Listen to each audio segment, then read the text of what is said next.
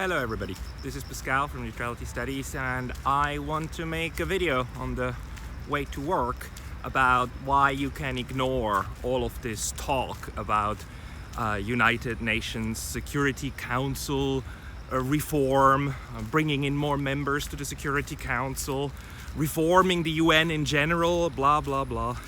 All of this is just hot talk, you know, like Prime Minister of Japan, Mr. Kishida, was just talking at the United Nations and speaking about that, how the Security Council should be enlarged. I think Mr. Zelensky talked about how the Security Council has to be reformed because Russia uses its veto against all the matters of humanity and whatnot. But, you know, you can ignore all of that for the simple reason that it's institutionally impossible to reform this institution, and the United States itself would have no interest in doing so.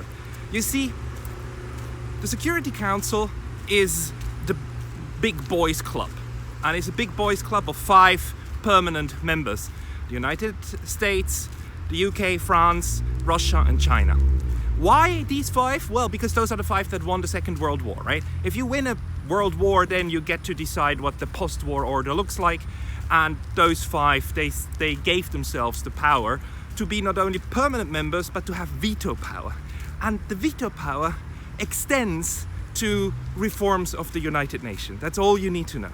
And where can you look that up? You can look it up in the Charter of the United Nations. What is the Charter? The Charter is nothing else but the founding document of the whole thing. You know how every formal organization needs to have some form of basic law or of basic terms and conditions, you know, that apply. Well, that's the Charter for the United Nations. Every organization has that. Every country has that. The basic rules for a country, those are called the Constitution. Okay, a Constitution lays out the basic terms, and on the Constitution you then build the law. For an organization, even inside your country, those are often called terms of incorporation, the statutes they are sometimes called. And just as for local organizations, also international organizations have these statutes if they're formal. The G7 doesn't have such a document because the G7 is not a formal club. That's just a meeting of countries that gets together at a table and discusses stuff, but they don't have a permanent secretariat, they don't have permanent structures, so no founding document. Now the United Nations, they have a secretariat, they have like a leadership, and they have a formal structure. The 2 important organs of the United Nations that you must know about is A, the General Assembly, and B, the Security Council. Now the General Assembly is this big club, this big room where each country gets basically 1 vote, 1 seat. Usually there's more than just 1 person per country, but that's just for diplomatic purposes and for, like, you know, sitting around. But it's really 1 country, 1 seat, 1 vote. The General Assembly is built a little bit to resemble World Parliament, right? Where every country gets to sit in the room and then gets to cast a vote. But more importantly, there's the Security Council, and like kind of on top of that, and the Security Council is made up of permanent members and non-permanent members. The non-permanent members, they change every 2 years, and the permanent ones, they stay, and the permanent ones, they also get the veto power to say, like, okay, we don't agree with this one, and even though I'm alone, I'm going to sink all of these decisions. Now, how do you change that setup? Well, in the founding document, the Charter, call it the Constitution, the UN Constitution, call it the UN Statutes. That's just the name. The UN Charter is a quite long document, 19 or so sections, and then within the sections a lot of articles, more than 100. And toward the end, there's a section, paragraphs that describe, like, what you need to do in order to change the Charter itself, which describes how these different organs, what their powers are and how they work. And well, guess what? So in order to make any changes to the Charter itself, what you need is a 2/3 majority in the General Assembly. So 2/3 of all countries need to say, like, yes, we want that. Then you can convene the whole process. And in order then to make any changes effective, 2/3 of the assembly, so 2/3 of all countries that are members of the UN, need to ratify those changes inside their countries, and all 5 permanent members also need to ratify it. Not just to say yes at the UN, it's not enough that Biden and Putin and Xi and so on say like, yes, we want that. They also need to get it through their own domestic process to ratify. Ratification is the word for the process that you use at home to make an international treaty, an international agreement into national law. So in democratic countries, it means that you need to, that the whole thing needs to go through Parliament, and Parliament needs to sign off on it. And now you probably see how difficult this is going to be to achieve, because if any one of the 5 does not ratify, so doesn't get it through its own domestic process, it just won't happen.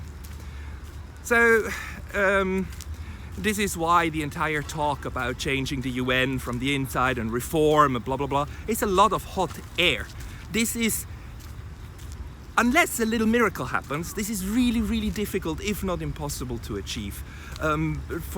For the simple fact that any of these 5 can sink the entire thing, and I don't only mean the executive. So not just President Biden could sink it, but the House or Congress could sink it, right? If they fail to ratify, and then nothing. The whole change will be null and void.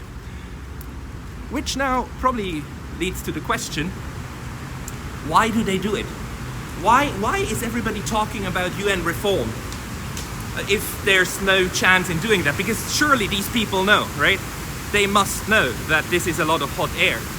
Yeah, they do. That's why it's part of international relations theater. It's performative. I'm not saying the UN is powerless or useless. The UN is the closest thing we have to a world government, although we don't have a world government. The UN is pretty powerless, but it's the best thing we've got.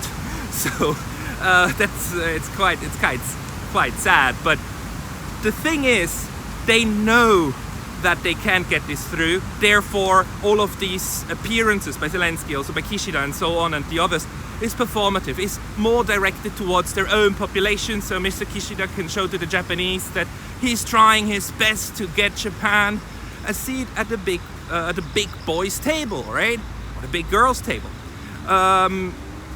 Mr. Zelensky uses it as a way to appeal for his cause, for rallying against Russia. The others also use it as a way to appeal and basically tell their own populations and their friends that they're really, really unhappy. And you try to do what you can, but oh darn it, the UN isn't moving. And I don't know if this is then going in the direction of like a lot of countries basically starting to abandon the United Nations. I don't think so, because again, the UN is still a forum for very, very important pressure politics on other states. But the entire talk at the moment is definitely not meant to actually achieve any kind of changes to the Security Council. Because look, any one of the 5 permanent members would be stupid to agree to any changes to this setup that would diminish their own voting power. This is not in the interest of any of them to diminish their own standing in this most important and most powerful council. Because you must know that the Security Council is actually powerful. The UN General Assembly also, they can make international law by the decisions that they take, but when it comes to hard power, it's the Security Council. Only Security Council resolutions are actually binding in the sense that all members of the UN then have to comply. It's not just a recommendation. The General Assembly gives out recommendations that countries should follow. But the Security Council, if they take a resolution, it's binding. And it goes so far that the Security Council can actually order military strikes, right? It can order its members to actually go to war, do in this sense a policing activity against either a non-complying member or against a non-member, if there should be a country that's outside the UN and this is in breach of the peace. So this is real power. The Security Council has real teeth, but in order to use the real teeth, you actually need the okay, or at least no thumb down, from all of the permanent 5. Why is it set up that way? Well, it's power politics, you know. What happened if you just if you didn't give them these veto powers back in 1945? Well, the big ones, they might just have not joined, right? The Soviet Union might just have not joined the club, or the United States or China might just not have joined the club. So in order to give them an incentive to join, you give them veto power, the big ones, the powerful ones. That's also why these five are also the only ones that are legally allowed to have nuclear weapons, and all other countries are banned. Some possess them illegally. I can talk about that in another video, but point is, it's power politics. And again, there are hypothetical ways that you could change this. You know, it would be possible, or like thinkable, that, let's say, the United States, when next time Lavrov goes to the UN, if they actually table the motion to change, you just arrest Lavrov, you arrest the Russians once they land in New York, in breach of the Vienna Declaration, in breach of all diplomatic customs, etc., because that would be a huge crime under international law. But you could do it, right? You could use the US military and police to arrest the Russians, keep them away from the Security Council, have a vote on changing the council composition, and by absence of Russia and by absence of China, you could hypothetically make changes to the composition. But guess what would happen? Well, Russia would withdraw from the UN, China would withdraw from the UN, and the whole system of the UN would be in shambles. The smaller countries, especially like neutrally minded ones like India, would be shocked, might also withdraw, right? This would be an absolute escalation, you know, in terms of power politics, of how the world has come to terms with dealing with each other. So although it is hypothetically thinkable that something like that could take place, it is very, very unlikely that the US would resort to something like that. Therefore, my friends, the current talk about UN Security Council changes are purely hypothetical. This is not what's going to happen. It is performative. It is meant for the local population, so don't be fooled. We're stuck with the United Nations we've got. They're the best we have, and we've got to deal with it, so we better try to find diplomatic solutions for the differences there are, and to especially for ending this goddamn war in Europe. See you again next time.